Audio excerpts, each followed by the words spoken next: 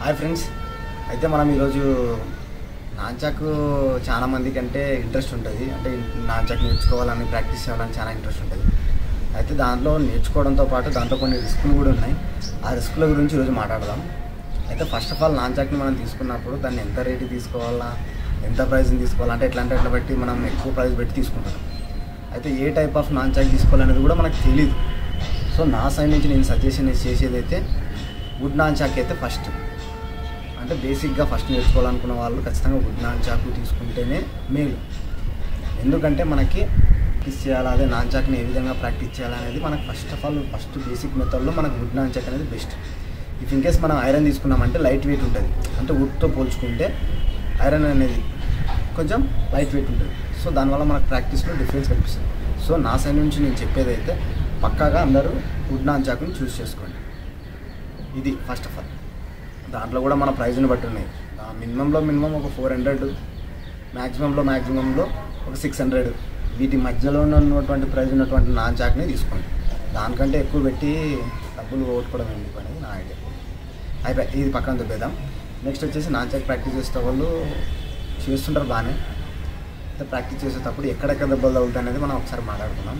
అయితే nunchuck practice చేసేటప్పుడు మనం పక్కాగా హెడ్కి నాంచాక్ ప్రాక్టీస్ చేసేటప్పుడు మనం ఫస్ట్ మెయిన్ టార్గెట్ వచ్చేసి హెడ్ పడుతుంది.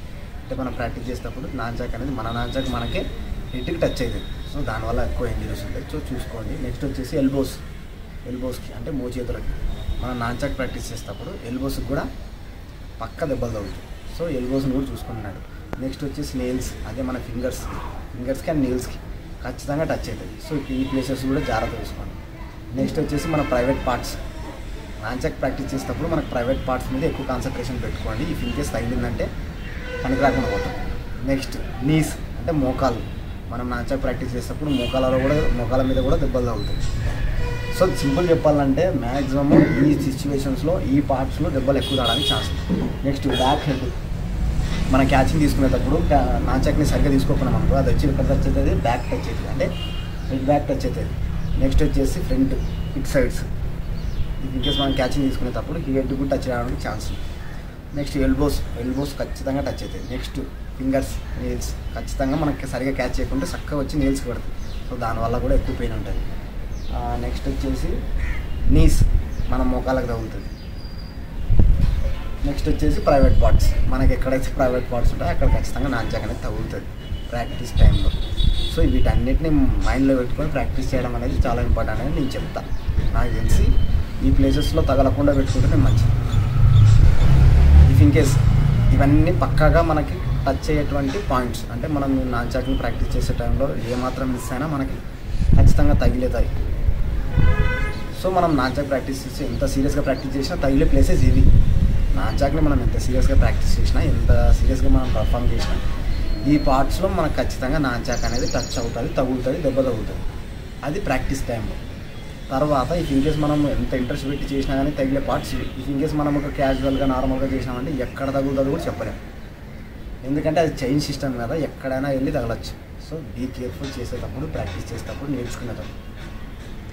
మనకు వచ్చింది కదా అనేసి దెబ్బ స్పీడ్ చేయడము, మనకు వచ్చింది కదా అనేసి స్పీడ్గా ప్రాక్టీస్ చేయడము, స్పీడ్గా పర్ఫామ్ చేయడం అనేది చేయకూడదు. చేసినామంటే మనకే దెబ్బ, మనకే నష్టం.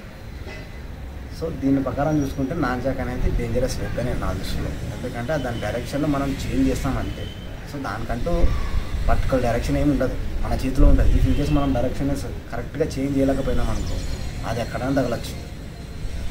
అర్థమైందా? అదే మన మెత్తగా ఉంటుంది, అంటే గట్టిగా ఉంటుంది, తగిలిందనుకో కాయలు కచోడ్ అవుతుంది.